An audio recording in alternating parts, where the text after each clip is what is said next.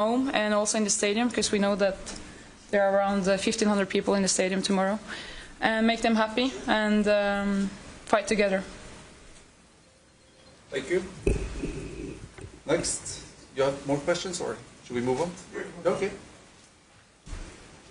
Who wants to go? Yep. It's you, sir. Thank you.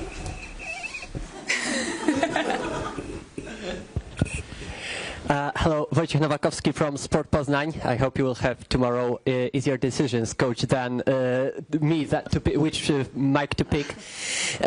My question is to Ada, because you are here because the women's football has changed. I mean, your past is known that you've resigned from playing in the national team. Now you're the captain. It means it's changed a lot. When you look at it, traveling with Rome and with the national team, where do you think in the Europe or in the world the women's football changed most? It's a good question, sir. Dzień dobry. And I think I speak on behalf of everyone here in this row when I say that the development has been incredible throughout my whole career. Carol can speak for herself as well later, but since we started out young girls, going into this world of football, the professionalism, obviously there are stigmas today as well. You continuously have to perform at a high level in order to kind of like let people know that the demands you should have in order to be at your best. But the interest, the way people look at women who wants to achieve something in football, I mean, it's been a crazy ride, I'm going to be honest. There's so much to do still. That's why we always have to focus on trying to be the best versions of ourselves, to keep pushing. And I think, yeah, being a women's footballer today, it's a cliche, but it's the truth. You play for much more than winning. You play for a whole next generation. And as much as it can be tiring, it's also a big role and a task for us. And it should inspire us to be at our best at all times. Thank you. Thank you. All right. Next. All right, front row. Yeah, hello, Lucas Werther from Swiss newspaper Blick. Question to Caroline.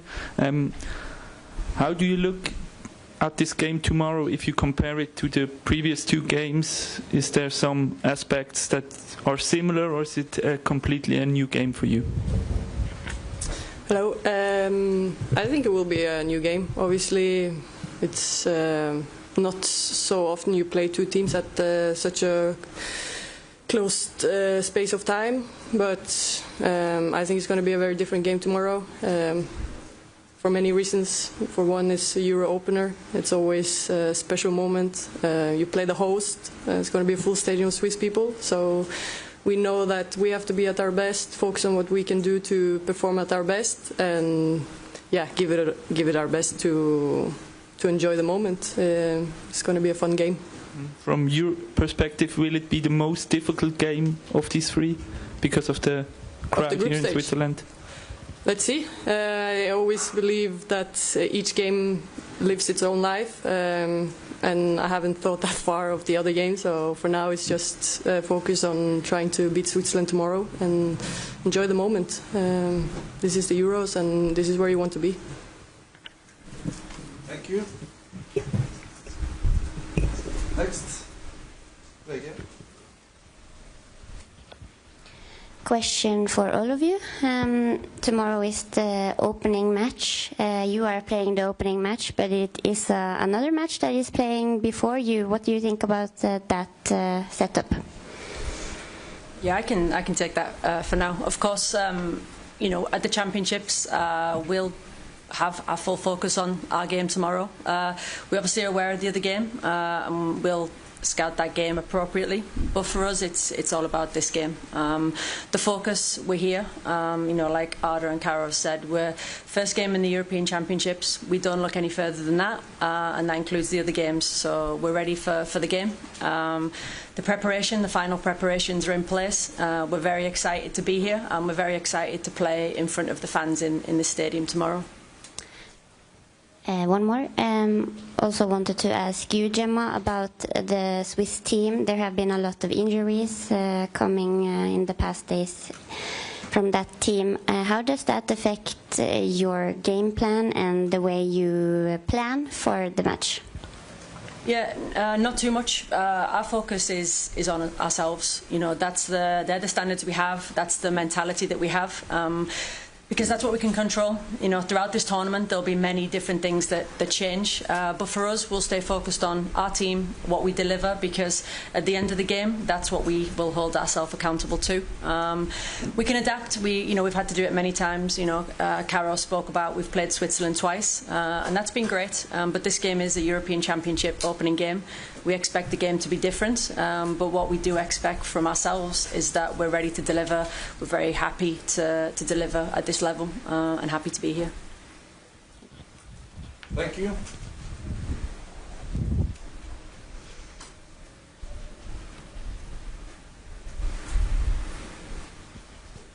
Hi, sorry. I thought anyone was going to ask this before, but because we are all melting here, so how are you dealing with the heat wave? Because it's been crazy.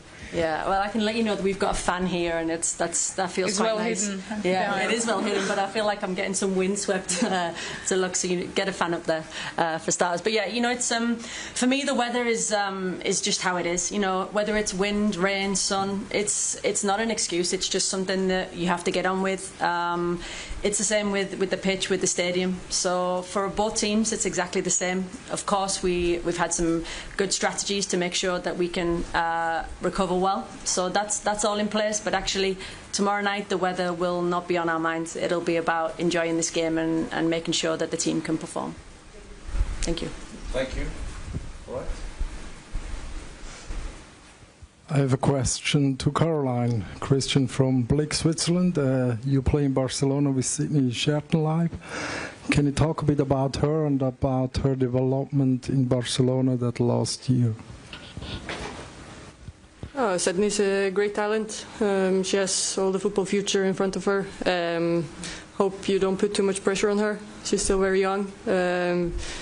And she had, I think, nice first season, adapt to the living in a new country, away from home, and competing with a lot of good players every day helps your development, obviously. So very nice girl, trying to do her best all the time, and you will for sure see a lot of her in the future. Just be patient and don't put too much pressure on her.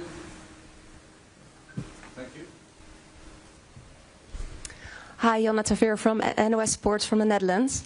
So mental well-being is, an important topic also in women's football. So I was wondering, actually, maybe it's a question for all three of you, but maybe for you first, because you are known for investing in communication and sending app messages to the players.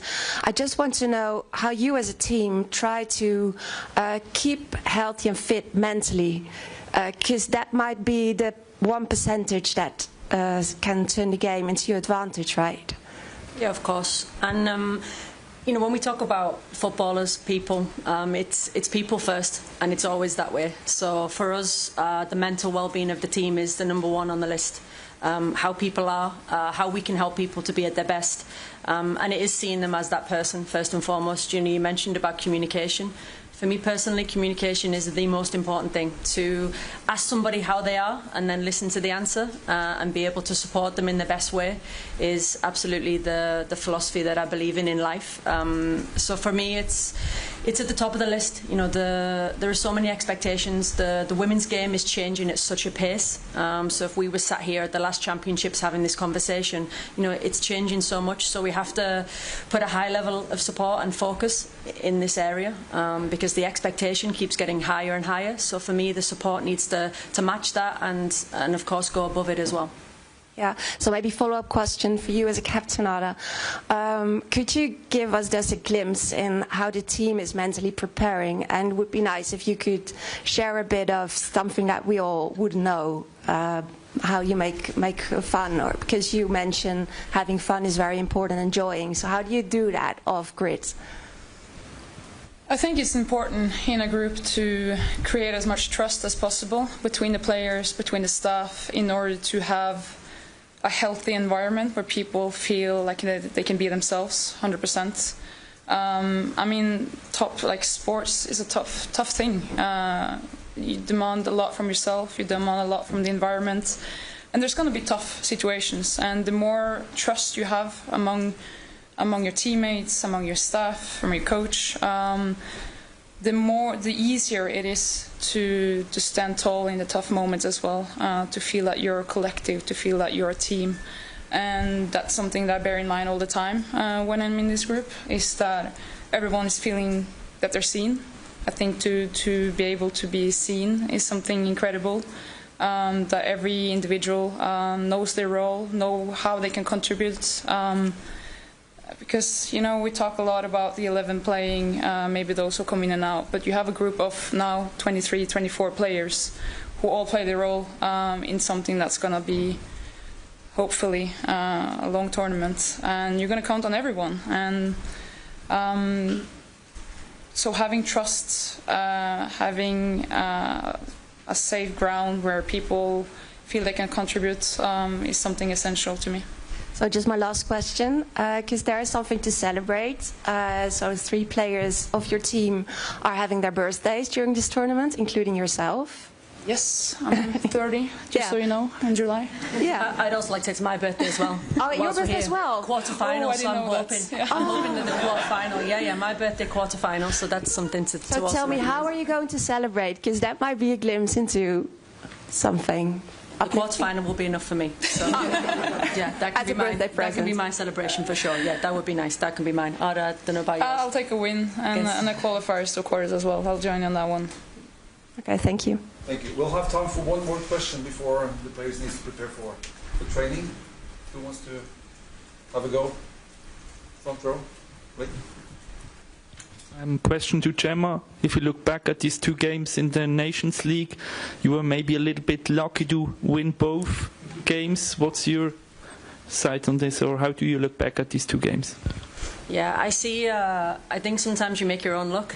First of all, in the chances that you create. So for me, the games were very competitive. The respect that I have for Switzerland is high, and also that goes for Pia as well. The coaching team, the team. It comes from a place of high respect, like you said. The games were tight games. The game tomorrow will be obviously the 3rd time in a short period of time. And yes, we did win the first 2 games, but we very much focus on tomorrow as a single game and how we can be at our best. The preparation has been slightly different, and Caro mentioned before, it's a little bit unusual that you can play so close competitively as well. I've actually really enjoyed it as a coach because it's a challenge that you want to keep getting better. So tomorrow night is the next step, and very ready for that. All right. Thank you all. We'll prepare for some training, and then we'll see you tomorrow. Thank you so much. Thank you.